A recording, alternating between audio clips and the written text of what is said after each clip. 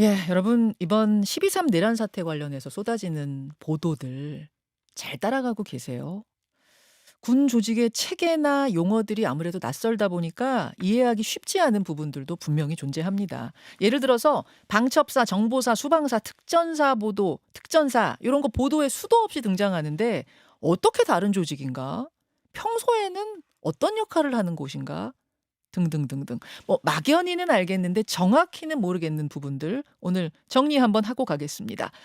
수도방위 사령관 출신으로 이번 사태를 심도 있게 들여다보고 있는 분이세요. 김도균 전 수방사령관 연결이 돼 있습니다.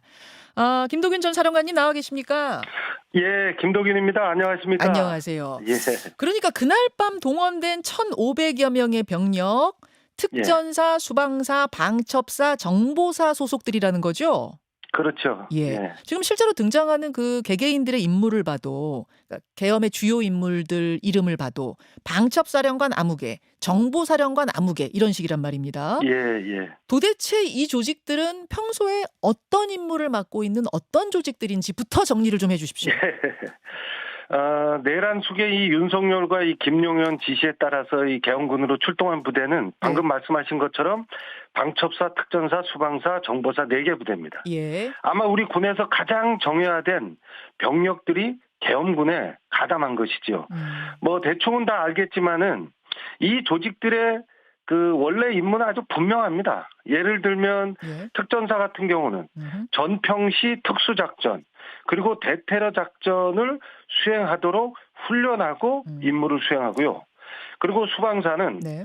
수도권 지역에 대한 방어 책임을 맡고 있고 또 가장 핵심 시설이 많은 우리 수도권 지역의 산재에 있는 핵심 시설을 보호하는 그런 임무를 수행합니다. 예. 그리고 이제 정보사는 정보사. 특히 그 국내뿐이 아니라 이 네. 해외 군사 정보를 수집하고 수집된 정보나 첩보들을 평가 분석하고 첩보전으로 첩보전. 또 역할을 수행하는 그런 부대고요. 네. 끝으로 이 방첩사는 네. 군 내부의 군사 보안을 유지하는 가장 중요한 업무를 수행하고 있고 또 정보 유출을 방지한다거나 또 내부 첩보 활동을 하는 그런 역할들을 하는 아주 중요한 기능을 가지고 있는 작전 사령부들이죠. 그러니까 정보사는 외부의 정보를 수집해오는 첩보전을 하는 거고 그렇죠. 방첩사는 군 내부에서 어떤 정보들이 오가는지 그게 바깥으로 새나가진 않는지 요걸 담당하고 감시하고 보완하는 곳이고 정확하십니다. 이렇게 보면 되고요. 예. 수방사는 여러분 말 그대로죠. 수도 방위를 담당하는 곳. 그렇습니다. 특전사는 말 그대로 특수작전을 하는 곳. 대테러 작전까지. 예. 어쨌든 최정의 부대들이다. 이렇게 보면 되는 그렇습니다. 거예요. 예. 예. 요렇게 역할을 하던 곳에 1,500여 명이 이번에 투입이 된 겁니다. 근데요, 저 수방사령관님. 예. 계엄의 사령탑은 육군 참모총장이었잖아요, 이번에. 예.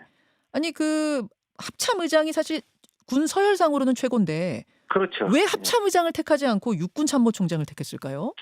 아마 그 윤석열과 김용현 입장에서는 예. 계엄군으로 투입하게 될 대부분의 병력이 지상군 병력입니다. 예. 그러다 보니까 해군 대장인 합참의장보다는 육군 대장이 필요했을 것이고 그중에서도 상징적 의미가 있는 아마 육군 참모총장을 계엄 사령관으로 임명할 수밖에 없었을 겁니다. 그런데 여기서 합참 차장, 즉 합참의장 바로 밑에 있는 서열 2 합참 차장을 계엄 선포 한 달도 되기 전에 급작하게 합참 차장을 교체합니다. 그래서 이 인원을 계엄사의 부사령관 직책을 준 걸로 미루어 아마 이 합참까지도 그 합참 차장을 통해서 이렇게 통제가 가능하도록 하는 그런 배치를 했다 뭐 이렇게 볼 수 있겠습니다. 그렇군요. 자, 그날로 시간을 되돌려 보겠습니다. 방첩사, 정보사, 특전사, 수방사까지 1,500여 명의 군인들이 계엄 현장에 투입이 됐는데 일단 그 조직들이 계엄 당일에 어떻게 움직였는지 큼직큼직하게 그림 한번 그려볼까요? 예, 뭐 수사 중인 내용이지만 이렇게 크게 한번 정리해 보면 먼저 이 방첩사령관으로 임무 수행한 이 여인영, 이 친구는 윤석열 김용현의 충암파 직속 후배입니다. 그렇죠. 그러다 보니까 과거 45년 전에 12.12 사태 때 보안사가 핵심이었던 것처럼 아마 이 방첩사가 계엄 준비, 기획, 계획 단계부터 깊숙이 관여했고 그리고 계엄이 진행되는 실시간에는 네. 진행 사항 등에 대한 아마 그 컨트롤 타워 역할을 방첩사가 할 수밖에 없었고 했다라고 생각을 합니다. 우리가 예전 보안사 떠올리면 되는 거군요. 예. 보안사의 후신입니다. 그렇죠, 그렇죠. 예, 예. 그렇죠. 그리고 이제 수방사는 네. 본인들이 가지고 있는 이 수도권 서울 지역에 대한 그 책임 업무 여기에 이제 연계해서 수방사의 가장 정예화된 부대는 3호 특임대대 그리고 제1경비단의 경비대대들인데 네. 이 인원들을 국회 현장에 계엄군으로 투입하고 또 수도방위사령부 영내에 비원 방카가 있습니다. 네. 아마 이 비원 방카를 구금 및 체포 장소로 활용하는 데 관여했을 거라고 판단이 됩니다. 그리고 이제 특전사는 정말 우리 군뿐이 아니라 전 세계적으로 검증된 그런 병력들인데 여기서 그 중에서도 가장 정예화된 707 특임단 그리고 수도권 일대에 배치되어 있는 1공수, 3공수, 9공수를 투입해서 국회 그리고 중앙선관위 및 여론조사, 꽃 민주당사 등 곳곳에 특전사 병력들을 현장에 계엄군으로 투입했죠. 지금 병력 규모를 보면 특전사가 제일 많아요. 1139명. 가장 곳곳에 최정예 부대를 투입했다 이 말씀이세요. 그렇죠. 예. 그리고요. 그리고 이제 마지막으로 정보사는 30명밖에 안 됩니다. 예. 그렇더라도 이 인원들한테는 아주 명확한 임무가 주어진 것 같아요. 그렇죠. 중앙선관위의 서버를 확보하고 그리고 선관위 직원들을 체포, 구금하는 아마 그런 임무를 정보사에 부여한 것으로 보입니다. 여러분 요새 자료 화면 많이 나오는데 그 선관위 서버 보면서 막 이렇게 뭐 적고 막 이러는 사람들 있잖아요. 그런 군인들 그들이 바로 정보사입니다. 정보사에서 투입시킨 계엄군들이죠. 1,500명 중에 정보사는 30명밖에 안 됐지만 가장 핵심, 그러니까 선관위에 가서 그 서버 가져오는 거, 사진 촬영하는 거 요거 담당이 정보사였다. 이렇게 되는 겁니다. 예. 일단 그날 계엄군의 동선을 큼직하게 먼저 짚어봤는데 세세하게 들어가 보면은 더 중요한 역할을 한 주동자들과 주변 인물로 나눌 수가 있습니다. 예. 우선 계엄의 우두머리는 대통령이고 그렇죠. 그 아래 계엄 3인방을 꼽으라고 하면 김용현, 노상원, 여인영 이렇게 꼽는 거죠? 충분히 그럴 수 있습니다. 예. 뭐 김용현 국방장관이야 이 핵심인 게 당연한 거고 나머지 두 사람에 대해서 궁금한데 우선 노상원 전 정보사령관, 그러니까 현직이 아닙니다. 전 정보사령관. 그리고 여인영 방첩사령관. 왜 이 둘이 계엄 3인방에 들어갔는가? 왜 핵심이 됐는가? 우선 노상원 씨 같은 경우에 말입니다. 제가 일단 프로필 한번 읊어볼게요. 경상북도 문경 출생, 육군사관학교 41기 수석 입학, 소령 때 정보병과로 전환을 해서 국정원과 박근혜 정부 청와대 경호실에서 파견 근무를 했다. 그 후에 정보사령관에 취임을 했는데 2018년 성추행 사건으로 불명예 전역했다. 이렇게 프로필이 나오더라고요. 정확합니다. 예. 근데 윤석열 정부에서는 이미 군인이 아니었잖아요. 그 전에 군복 벗었잖아요. 그리고 점집하면서 살았다는 거잖아요. 그렇습니다. 근데 어떻게 이 사람이 이번 계엄 3인방에 들어갔는가? 어떻게 하다가 기획자로 지금 지목이 됐는가? 이게 궁금합니다. 우선 그 노상원은 김용현과 젊은 시절부터 아주 깊은 인연을 맺고 서로 상호 이렇게 보조 작용을 해온 것으로 판단이 됩니다. 특히 그 노상원도 그렇고 김용현도 대부분 그 어디 국정원 방금 말씀하신 것처럼 국정원, 청와대, 육군본부 등 그 상급제대에서 그 근무한 그런 인연들이 같이 근무했어요. 수차례 겹치고 있죠. 그러다 보니까 김용현은 노상원을 아마 끌어들인 걸로 보이고 그리고 이 민간인인 노상원이 어떻게 현역 군인들을 움직일 수 있는가? 이유는 간단합니다. 김용현이라는 뒷배가 배경이 되다 보니까 이 진급의 이 논문 일부 이 현역 장군들이나 대령들이 노상원의 음. 이 언행에 동조할 수밖에 없는 아마 그런 현상이 발생했다. 그래서 이렇게 민간인인 이 불명예 전역자가 현역 군인을 움직이는데 역할을 해준 것은 김용현이라는 이 국방부 장관을 했던 이 인원이 뒷배가 됐기 때문이다. 저는 뭐 그렇게 생각합니다. 그러면 노상원이라는 민간인의 뒷배가 국방장관이라는 걸 군인들은 다 아는 거였어요? 다 알고 있죠. 다 아는 거예요? 아, 그럼요. 참 네. 기가 막힌 일입니다. 그러니까 어떻게 예. 현직 정보사령관이며 유능한 대령들이며 이런 사람들이 전직 민간인, 점집하는 민간인한테 이렇게 쥐락펴락 당했을까? 저는 이 부분이 이해가 안 갔는데 그 인사 얘기하면 그렇게 꼼짝도 못합니까? 그게 뭐 모든 군인들을 다 그렇게 판단할 수는 없지만 예. 특히 이번에 그 계엄군에 참여한 인원들 면면을 보면 예. 정말 이 인원들은 그 어떤 자기의 이해관계와 조금 더 진급을 하기 위해서 정말 눈먼 이런 인원들입니다. 군과 국가를 배신한 그런 인원들이다 이렇게 생각합니다. 정말 나름 그 우리 그 장병들 네. 후배들한테 네. 그 얼굴 들기가 창피할 정도로 그렇죠. 그 안타까운 현실입니다. 참 예. 군의 사기가 이번에 또 얼마나 떨어졌을까 그 부분도 생각하면은 답답한데 노상원이란 인물 자체에 대해서 한번 알아보겠습니다. 이 사람 참 예. 미스터리한데요.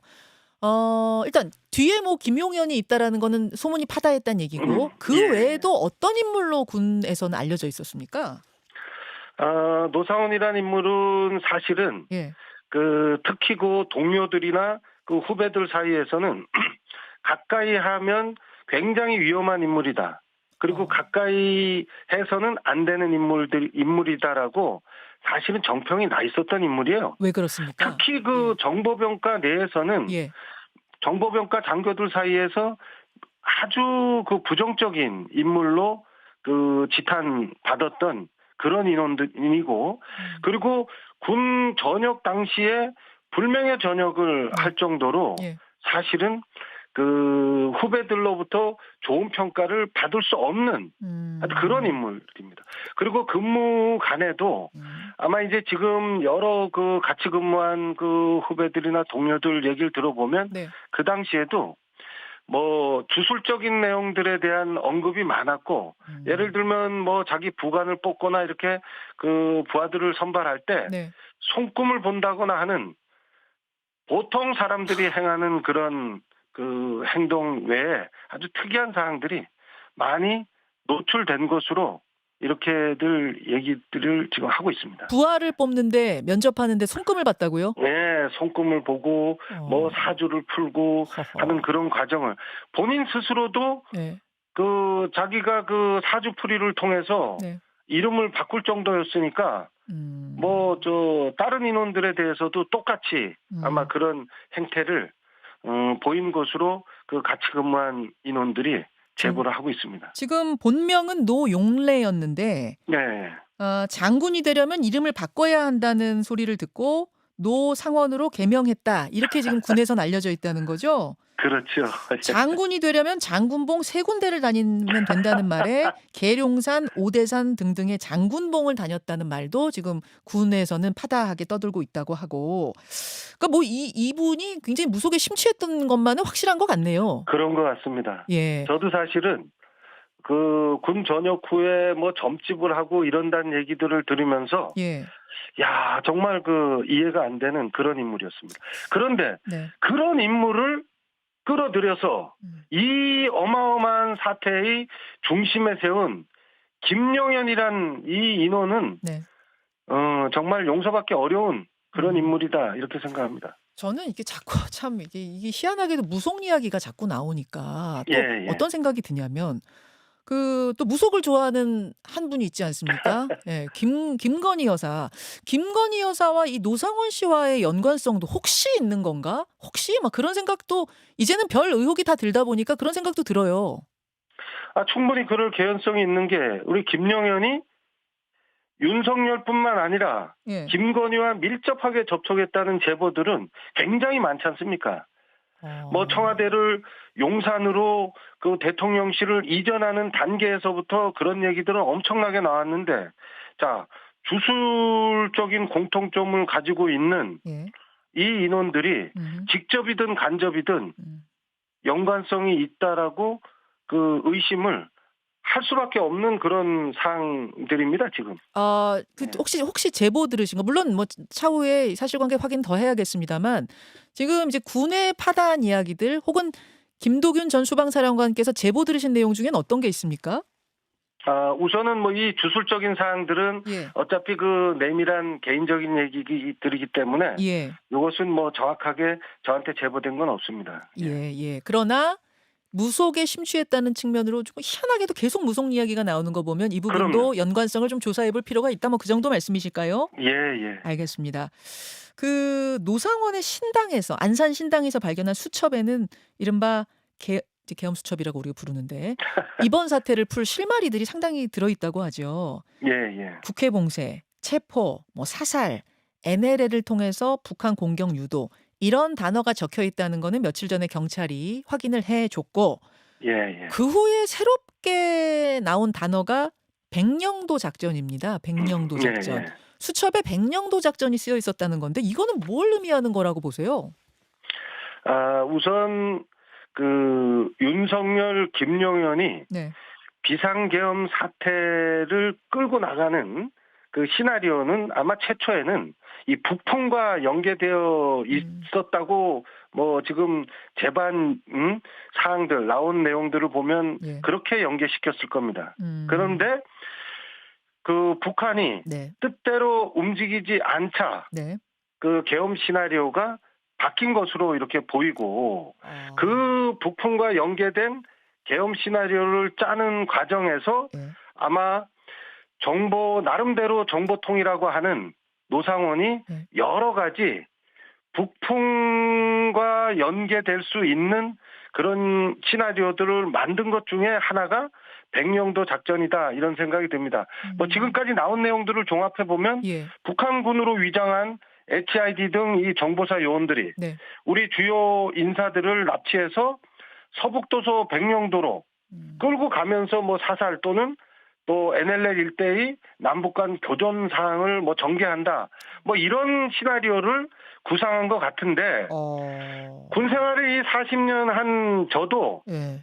이 시나리오가 가능한 것이고 이게 구상할 수 있는 것인지 솔직히 이해가 안 갑니다. 지금 예. 수사당국은 말씀하신 것처럼 그 수거 대상, 이른바 수거 대상이라고 하는 뭐 정치인이며 언론인이며 종교인이며 이들을 수거한 뒤에, 즉 체포한 뒤에 배를 태워서 백령도로 보내는 과정에서 사살한다. 요거를 지금 백령도 작전으로 보고선 조사하고 있대요. 예. 근데 정말 들으면서 저도 이게 영화 속에나 있는 일이지 이게 지금 현실에서 이런 작전이 수행될 뻔했다고 믿기지가 않아요. 근데 그 북풍과 연계시키려고 했던 그 내용들 보면 예. 그 예를 들면 서북도서의 해상 사격 훈련을 강화시키는 것, 예. 또 무인기를 수차례 평양으로 침투시킨 것, 예. 그리고 오물풍선에 대응하기 위해서 원점 타격을 준비한 네. 그 수차례 정황들, 뭐 이런 걸 보면 네. 이 지금 나온 이 백령도 작전도 북풍 작전과 연계하기 위한 그런 시나리오 중에 들어있지 않았을까 하는 그런 합리적 의심을 진짜 할 수밖에 없는, 예. 그 정도로 하여튼 황당무계한 그런 집단이다. 정말 상상을 넘어서는 그런 행위들이 발생하다 보니까 이런 문제들도 좀 생각할 수밖에 없다, 이렇게 생각합니다. 알겠습니다. 오늘 김도균 전 수방사령관 통해서 우리가 지금 들으면서도 이해 안 갔던 부분들, 뭐 헷갈리는 부분들 오늘 한번 정리해봤는데요. 김도균 전 사령관님 조만간 다시 좀 모셔야 될 것 같아요. 그래서 뭐 우리 좀 헷갈리고 궁금한 것들 있을 때 모시겠습니다. 예, 몇 가지 더 얘기해야 되는데 하여튼 다음에 다시 한 번 더 얘기하겠습니다. 예, 오늘 고맙습니다. 예. 김현정의 뉴스쇼는 시청자 여러분의 참여를 기다립니다. 구독과 좋아요, 댓글 잊지 않으셨죠? 알림 설정을 해두시면 평일 아침 7시 10분 실시간 라이브도 참여하실 수 있습니다.